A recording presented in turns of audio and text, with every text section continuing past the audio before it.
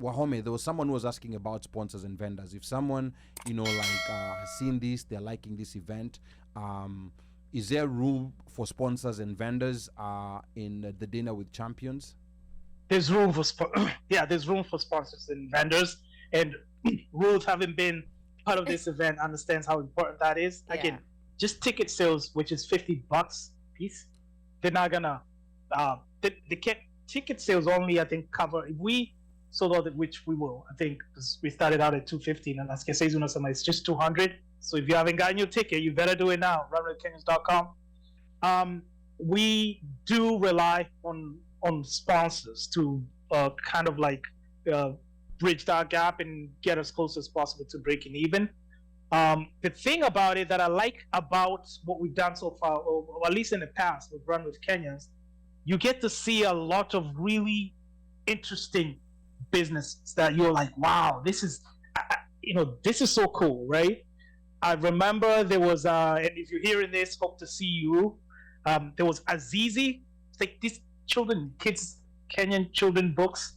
I just thought that was so fascinating as someone who then had a young daughter that I wanted to, learn, Kenyan ways. So this is a book, children's book that teaches kids the Kenyan culture and Kenyan in a very gentle way, right?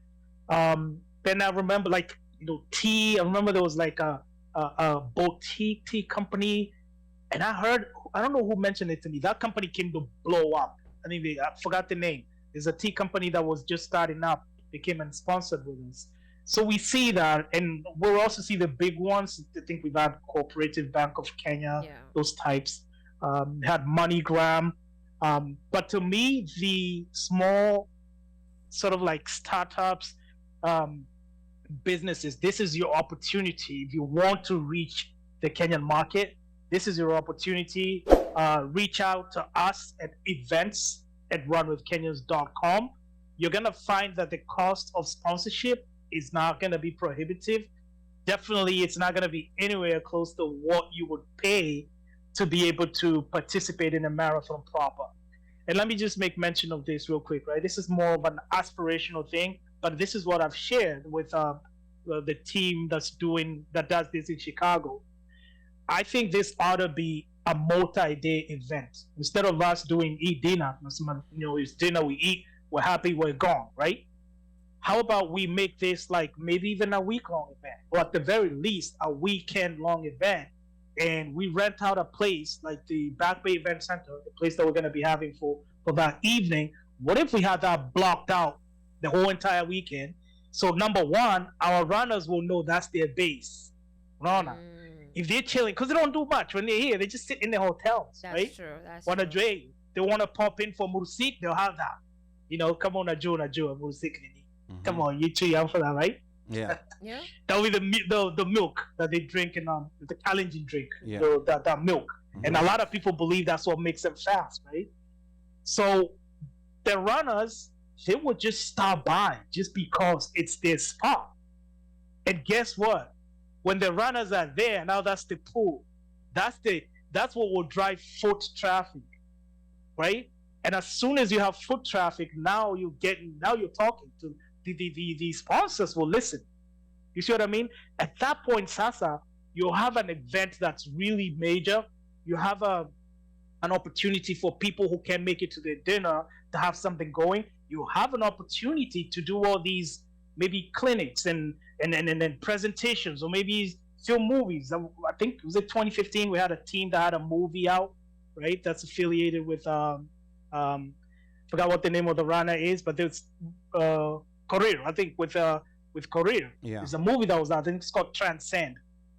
So we would have to film a movie like that. There's a lot of fascinating things about Kenyan running.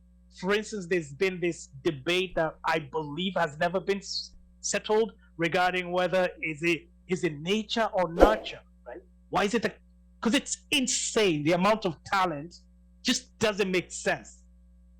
We lost Kelvin, rest in peace. But here's the thing, man. You can almost take it to the bank. Some guy, I mean, I guarantee you, unless for like people who are absolutely in the know, that day, the day before Kelvin broke that record, ran 2 hours and 35 freaking seconds. No one was paying attention to him. There were probably other bigger giants than him that people were trying to get autographs from. Yeah. And that's the story. That's the story of running in Kenya. You can almost rest assured the talent is insanely deep. So there's this conversation that has been debate. Is it nature? Is it nurture? It would be nice to have authorities, and people have written books on this stuff, right? Yeah. It would be nice. You're having like a panel discussion. I would want to be there. I would want to hear what they have to say. Yeah, and the other interesting thing, Wahome, is that the media around marathons, you see very few Kenyans. The media around marathons, I mean, not to bring the race issue, but a lot of times when you're seeing people who are talking about marathons, tend to be white, and not to lay blame anywhere, because like even back home, when you look at how marathons are covered, there's no proper coverage for them. They will get coverage when they win, when they break a world record. They will get coverage when they win on the big stage. Boston. If you're at yes. the world championships, yes, when you're on the Olympics, big stage, whatever. Yes, but there's no proper, like considering that we produce these champions, like every day, popping out, like almost popping out every day, but there's no proper coverage. Your average Kenyan, unfortunately, and I'm sorry to say this, probably the only marathon runner they know is Eliud Kipchoge. And True. Yeah, True. Ruth. And I do think... No, I don't agree with that. I said the average Kenyan. The average Kenyan. And, well, and actually, Mika, yeah, with actually, the average Kenyan, I don't agree with that. Actually, I don't agree with that, I'm because with Mika the on thing that is one. this. I'm with Mika. Go on, Mika. What I was gonna say, Ali, the thing is this. One thing when you say the coverage of marathons in Kenya is not done properly, the coverage of marathon is actually done pretty well in Kenya. The thing that is the problem is that there's no enough local marathons in Kenya to be able to garner that much interest, as you're saying. I agree with you where the interest is not that much as compared to others. You see, the other athletic meets are they're so common. Like, you'll find there's always something happening in Eldoret, in Eldoret, or in Nairobi, in Kasarani, in Nyayo, and so they are much more common than marathons.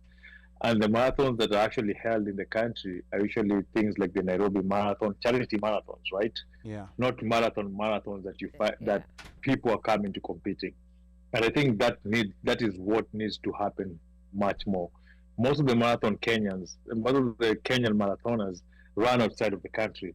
They train in the country, but they run outside of the country. We don't have a race in Kenya, and I believe we should be having one of the richest races in Kenya, because that is the home of the champions. Yes. That is the home of the champions. So there should be a way where Athletic Kenya, together with everybody else, works in a point of trying to make Nairobi Marathon not just a marathon for charity. Yes, let it have charity, but let us also have a strong running field. Let us be able to garner enough sponsors to make that race attractive to elite runners. We want to be so that will bring more desire from people to see it. You see, the thing with rugby, what grew rugby was Safari Sevens.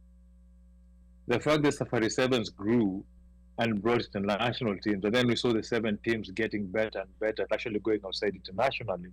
It all started with Safari Sevens. If Safari Sevens hadn't become a famous tournament to help people understand that we actually do have a good Sevens team that can go outside there and play, that Sevens team will not have gotten to a point whereby they qualify to become a core rugby team and play within the circuits as it is. So it has to start with the bodies that run that athletics.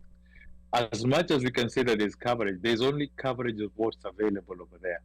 If it's international coverage of marathons, Most of the information that I usually actually find to know who's running, who's going to do, and everything, I go to the Kenyan press, and they actually do a very good of covering those races. Who's going to be running that throughout that whole week? You'll find articles about it.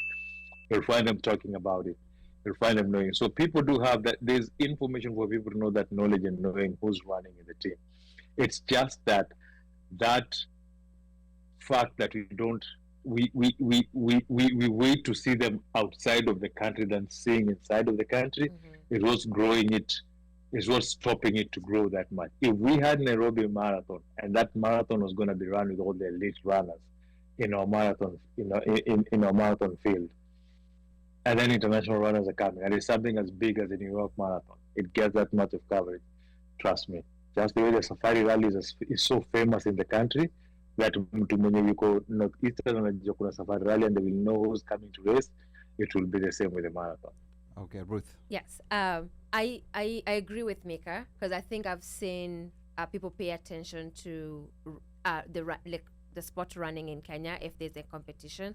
I remember I don't know which time I was in Kenya recently, and people were like, okay, we need to stop hanging out, I need to go watch the game, right? So I've seen, not the game, a race.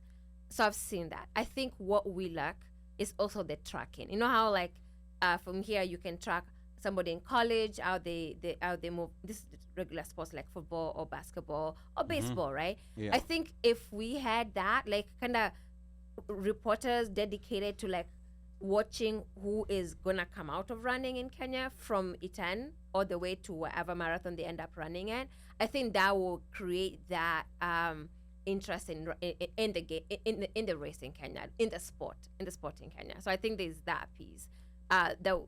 The local reporters could do a bit more.